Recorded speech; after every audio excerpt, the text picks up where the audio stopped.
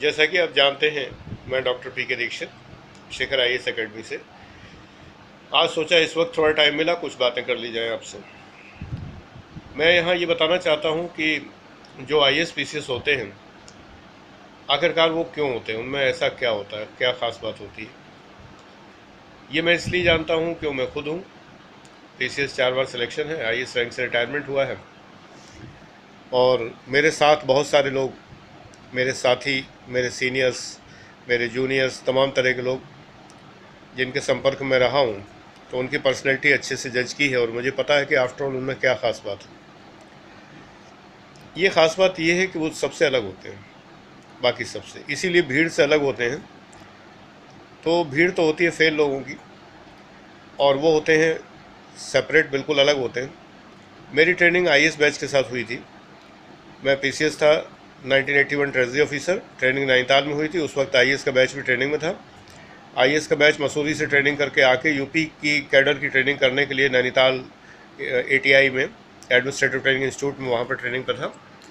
तो मेरे साथ में ट्रेजरी ऑफिसर्स के साथ में आईएएस वाले बैच की भी ट्रेनिंग हुई थी। मुंसिफ मजिस्ट्रेट भी थे कुछ उसमें, उन लोगों की भी ट्रेनिंग हुई थी। और काफ़ी बड़े अच्छे अच्छे लोग, वो अधिकारी बड़े बड़े पदों पर इस समय सभी हैं। मेरा बैच लगभग रिटायर हो चुका है करीब करीब, क्योंकि मैं 60 का हूँ, तो बहुत सारे लोग, क्योंकि मैं बहुत अर्ली एज में पढ़ा था, तो जब मैं ही 60 के ऊपर हो गया तो बाकी लोग तो हो ही गए डेफिनेटली।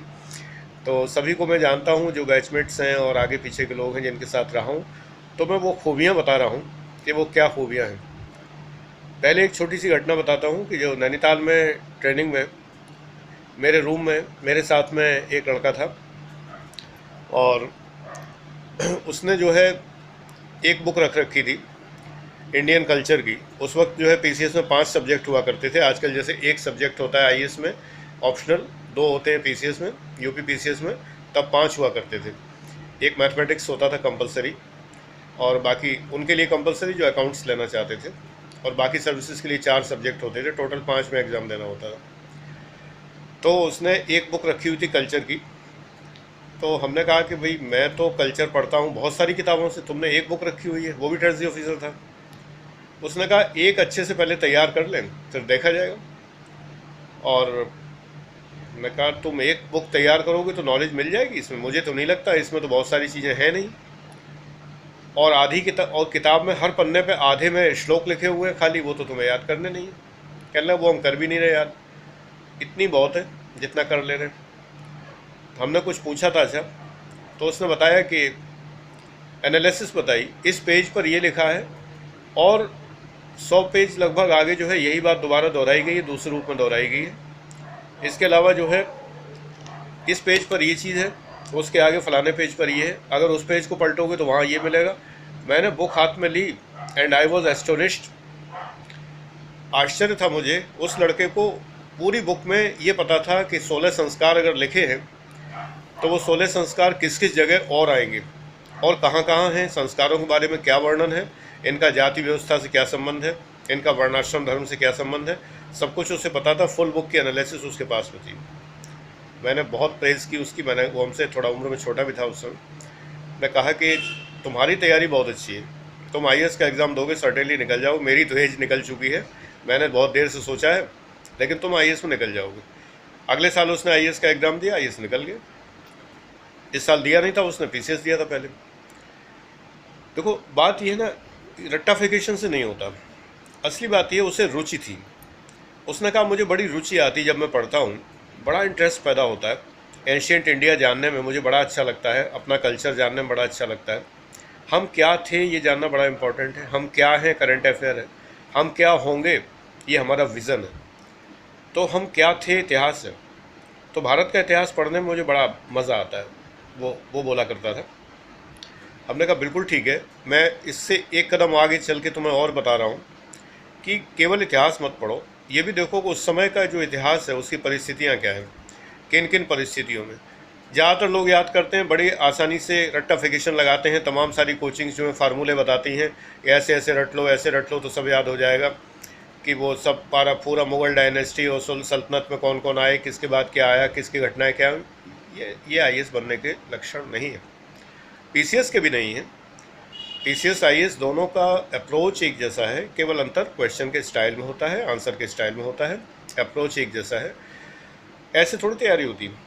मान लो तुमने तैयार कर लिया पूरा कि मौर्यन पीरियड पढ़ लिया, फिर गुप्ता पीरियड पढ़ लिया, गुप्ता पीरियड के बाद फिर आगे चले हर्षवर्धन पे आ गए, राजपूतों का इतिहास पढ़ लिया, इसके बाद सीधे सल्तनत पीरियड में आ गए, गौरी गजनवी खिलजी और वो सब होते हुए आगे बढ़ गए, फिर मुगलों पे आ गए, अंग्रेज़ों में आ गए। ऐसे तो पढ़ते हो और इसमें रेक्टिफिकेशन करने के बड़े बड़े फार्मूले बनाते हो। इसी फेसबुक पे हम देखते हैं कि कुछ कोचिंग्स भी कभी कभी आ जाती है, हालांकि हम उसको प्रमोट नहीं करते, उनको हटा देते हैं। जो कोचिंग को प्रमोट करने वाले स्टूडेंट होते हैं, तो हम देखते हैं कि उन्होंने वो सारे अपने नोट्स की फ़ोटोकॉपी डाली हुई होती है कि हम ऐसे नोट्स बनवाते हैं। ये सब SSC और छोटी मोटी नौकरी में काम आने वाली चीज़ें हैं, ये IAS PCS के लिए नहीं है। एक्चुअली आपको ये पता होना चाहिए कि जिस समय यहाँ गुप्त साम्राज्य था तो दक्षिण में क्या था, बंगाल में क्या था। अगर यहाँ पर सेंट्रल इंडिया में अगर जो भी साम्राज्य चल रहा था, पाटलिपुत्र में अगर राजा फलाना था, तो उस समय जो है, जो आजकल चेन्नई है, जो तमिलनाडु है, उस तमिलनाडु में उस वक्त क्या था, उस वक्त जो है जो कर्नाटक है वहाँ क्या था, गुजरात में क्या था, ऐसे पता होना चाहिए, पैरेलल पता होना चाहिए कि अगर 50 साल आगे हम बढ़ गए तो पूरे भारत में कहाँ कहाँ जो जो राज्य थे उनमें क्या परिवर्तन आया, फिर ऊपर 50 साल निकल गए तो फिर क्या परिवर्तन आया। अध्ययन ऐसे होना चाहिए, ये इतिहास होता है, याद अपने आप हो जाता है। लोग जाने क्या क्या फार्मूला लगा के पीरियोडिक टेबल याद करते हैं। हाई लीना कहाँ फरार हो, लिथियम, सोडियम और हीलियम वगैरह जो क्रम से याद करने के लिए, हाय लीना कहाँ फरार हो, लीने लीना याद आती रहेंगी। तो फिर गाना लीना ओ लीना दिल तूने छीना, यही गाओगे बैठ के, आगे के कहाँ से एलिमेंट याद होंगे। आफ्टर ऑल ये सोचो कि याद करने के लिए कोई कहानी बनाने की ज़रूरत नहीं है। अगर 10 बार दोहराओगे तो याद तो हो ही जाएगा, जाएगा कहाँ, कैसे नहीं याद होगा। 10-10 बार दोहराओ, थोड़ी थोड़ी चीज़ें दोहराओ। संविधान के आर्टिकल लो, 10 आर्टिकल एक बार याद करो, कई बार दोहराओ, फिर उसके बाद छोड़ दो, अगले दिन फिर 10 की जगह 20 याद करो, फिर अगले दिन 20 की जगह 30 याद करो। देखो कैसे नहीं होते, करने पड़ेंगे। अगर संविधान के आर्टिकल आपको याद नहीं तो क्या करोगे। IAS PCS देने जा रहे हो, अब उसकी कहानी बनाओगे, कहाँ तक कहानी बनाओगे। कहानी बनाना तो बेकार की बात है। ये कहानी वानी बनाना जो होता है, ये मन समझाना है। याद व्याद हो जाता है, नो डाउट याद हो जाता है, लेकिन वो याद काम नहीं आता, उसका एनालिसिस आपके पास नहीं होता है। इसलिए एनालिसिस करके जब पढ़ा जाता है तो डेफिनेटली याद होता है। ऐसा थोड़ी है इस तरह कहानी बना बना के याद कर लिया। इसलिए हमेशा मैं इस तरह की टीचिंग नहीं करता। मैं हमेशा चाहता हूँ मेरे पास वो स्टफ़ आए, चाहे ना आए, लेकिन वो स्टफ़ आए जो वास्तव में इंटरेस्टेड है पढ़ने में, जो इंटेलिजेंट है और जिसकी बुद्धि में भगवान ने उसको बुद्धि अच्छे से कूट कूट के भरी हुई है, जो हर वक्त लगन है, जिसकी हर वक्त, जिसे केवल एक ही लगन है कि मुझे IAS बनना है, मुझे PCS बनना है, एक ही लगन है, वो मेरे पास आए। जो सोचता हो कि ऐसे किससे कहानी करके और रट्टाफिकेशन करके मैं IAS PCS बन जाऊँ, I am sorry, Shikhar academy आपके लिए नहीं है। शिखर में IAS बनाता हूँ, PCS बनाता हूँ, 14 अभी बना दिए इसी साल में, और हर साल बन रहे हैं लगातार। पिछले साल 16 का रिजल्ट है, कभी 14 का, कभी 13 का, कभी 20 का, कभी 21 का। PCS के तो बहुत बहुत है, 93 तक PCS हो चुके हैं हमारे यहाँ से, एक बार 74। तो रिजल्ट भरे पड़े, सारा वेबसाइट्स तो देखो, सारी जो है फेसबुक देखो, पता लग जाएगा। तरीका ये है कि जो इंटेलिजेंट स्टफ़ आता है उसे फ़ौरन क्लिक कर जाता है, एकदम मैग्नेट की तरह वो चिपक जाता है बिल्कुल नॉलेज से, तो वो समझ जाता है कि बिल्कुल सही पढ़ाया जा रहा है और ऐसे ही पढ़ना है। अगर इस तरह रट्टाफिकेशन करोगे तो कैसे होगा। हमने कोई फार्मूला नहीं बनाया। पीरियोडिक टेबल में जो लोग केमिस्ट्री के हैं, फिजिक्स के हैं, वो लोग जानते हैं, लेंथेनाइड होते हैं, एक्टिनाइड होते हैं। अब thorium, protactinium, uranium, neptunium, plutonium, americium, curium, berkelium, californium, einsteinium, fermium, mendelevium, nobelium, lawrencium, ये ज़माने पहले के 11th के रटे हुए हैं। और सच बात ये है कि हम इसे रटा हुआ कह रहे हैं आप लोगों को समझाने के लिए, रटा नहीं है। केवल ये था कि रोज़ 14 एलिमेंट देख के तब स्कूल जाते थे। जब कॉलेज जाना होता तो पहले 14 एलिमेंट दीवार पे चिपका रखे थे, 14 एलिमेंट लेंथेनाइड और एक्टिनाइड, पहले उनको पढ़ लेते थे। कितनी देर लगती है, 1 मिनट भी तो नहीं लगा बोलने में। पूरी पीरियोडिक टेबल मैंने 11th में याद कर ली थी, और थोड़े से दिन में, 4-5 दिन में याद कर ली, कोई प्रॉब्लम नहीं। मुझे कोई फार्मूला नहीं बनाना पड़ा कि लीना फरार है कि टीना फरार है, हमें इससे कोई मतलब नहीं रहा, और आराम से मुझे याद हो गया।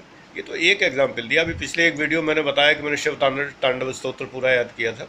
इसी प्रकार राम रक्षा स्तोत्र है, इसी प्रकार जाने कितना कितना गीता के जाने कितने अध्याय हैं, जाने क्या क्या, तमाम अपने आप याद हो गया। आजकल मुझे बिल्कुल पक्का पता है कि मुझे गुरु ग्रंथ साहब का जो है, जो आजकल मैं रोज़ सुनता हूँ, दिन में 2-3 बार, एक ओंकार सतनाम, ये पूरा मैं सुनता हूँ। और सर्टेनली मुझे उम्मीद है कि ये जल्दी मुझे 1 आध महीने में पूरा याद हो जाएगा। किसी दिन मैं सोचूंगा, अचानक मन में दोहराऊंगा और एक ओंकार सतनाम मुझे पूरा याद मिलेगा।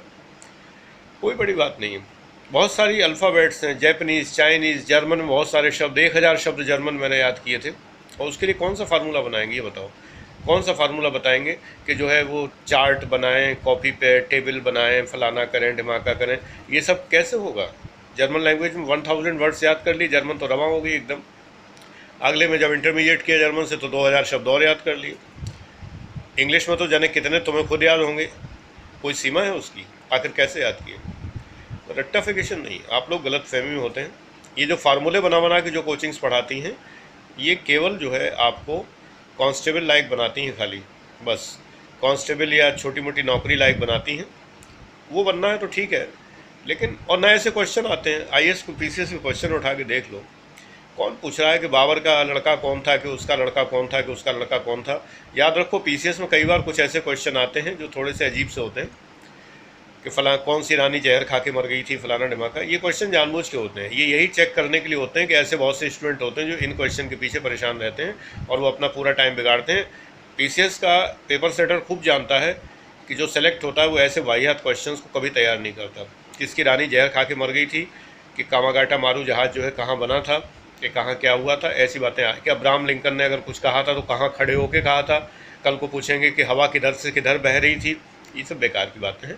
एग्जामिनर बेवकूफ़ नहीं है, पेपर सेटर बेवकूफ़ नहीं है। वो इसलिए पूछते हैं कि ऐसे क्वेश्चन के पीछे जो लड़का परेशान रहता है, जो स्टूडेंट परेशान रहता है पूरे साल और इन्हीं में लगा रहता है, किताबों में खंगालता रहता है, वो पास तो होता नहीं कभी। उन्हें चाहिए ही नहीं ऐसे। उन्हें इस तरह के जो प्राणी हैं वो आईएएस पीसीएस में नहीं चाहिए। वो क्वेश्चन जानबूझ के ऐसे पूछते हैं। आईएएस में रीजनिंग के क्वेश्चन पूछने का क्या मतलब है? पीसीएस आईएएस में रीजनिंग के मैथ्स के क्वेश्चन का क्या मतलब है? आप इतने बड़े अधिकारी होते हैं, आपके अंडर पूरा स्टैटिस्टिकल डिपार्टमेंट होता है, आपको कौन सी रीजनिंग मैथ्स करनी है? क्यों पूछते हैं? इसलिए कि जो लोग रीजनिंग मैथ्स के पीछे पड़े रहते हैं वो इन्हीं को सॉल्व करते रहेंगे और इन्हीं को सॉल्व करते करते बाकी क्वेश्चन कर नहीं पाएंगे, पास कभी होंगे नहीं। उन्हें चाहिए नहीं। ये स्क्रीनिंग है माय डियर फ्रेंड, ये याद रखिए। अगर आप इस चक्कर में पड़ गए तो मारे जाएंगे बहुत बुरी तरह। आपको जो है एग्जामिनर जो है उठा के पटक देता है इसी में, क्योंकि बिल्कुल जो है आप सोचते हो कि रीजनिंग मैथ्स पढ़ के हम पास हो जाएंगे। रीजनिंग मैथ्स दिया ही इसलिए जाता है। I am in contact with so many examiners and paper setters. मुझे पता है जो रिटायर हो चुके हैं, अब नहीं करते हैं वो, और वो बताते हैं, हंसते हैं, कहते हैं कि रीजनिंग मैथ्स इसलिए थोड़ी होती पास होने के लिए, ये तो खाली इसके लिए होती है कि जो है कि उन लोगों को देखने के लिए जो इसी में उलझे रहते हैं फेल हो जाते हैं। हमें चाहिए ही नहीं ऐसे लोग। तुम रीजनिंग मैथ्स के लिए हो, इतने बड़े आईएएस अफसर बनने जा रहे हो, न्यूनतम कलेक्टर तो बनोगे, कम से कम जाके सीडीओ बनोगे, कलेक्टर बनोगे, वाइस चेयरमैन बनोगे, विकास प्राधिकरण के ये सब बनोगे। तुम रीजनिंग मैथ्स में उलझोगे? क्या तुम्हारी रीजनिंग इतनी भी दिमाग की नहीं है कि बिल्ली कुत्ता वाले क्वेश्चन कर रहे हो कि हर बिल्ली कुत्ता है, हर कुत्ता बंदर है, हर बंदर पेन है, तो कितने पेन बंदर हैं, कितने पेन कुत्ते हैं? नॉनसेंस क्वेश्चन है कि नहीं? ये क्वेश्चन करने के लिए थोड़ी हो तुम। हम लोग हंसते हैं इन बातों पे। जो सेलेक्टेड ऑफिसर्स हैं जब बैठ के लंच रूम में इन बातों पे हंसते हैं, कितने बेवकूफ़ बनते हैं स्टूडेंट्स जो है इन बातों के लिए। उन्हें यही अकल नहीं होती, कोई बताने वाला ही नहीं होता है। ये क्वेश्चन सेलेक्ट होने के लिए नहीं है मान्यवर, ये क्वेश्चन फेल करने के लिए है आपको, कि अगर आप इन क्वेश्चन में उलझे हैं तो आप फेल हो जाएंगे। मैं बोलता हूँ, कड़क हूँ, साफ बोलता हूँ बिल्कुल। बुरा लगे तो वीडियो मत देखो, कोई फ़र्क नहीं पड़ता। मैं वीडियो पैसे नहीं लेता किसी से, इसलिए मैं साफ बता रहा हूँ उनके लिए जो सेलेक्ट होना चाहते हैं। तो जिसको बुरा लगे अनफ्रेंड कर दे, कोई प्रॉब्लम नहीं है। बहुत साफ बात है, बिल्कुल। बुरा लगता है एक्चुअली दूसरी कोचिंग वालों को, स्टूडेंट को भी बुरा नहीं लगता।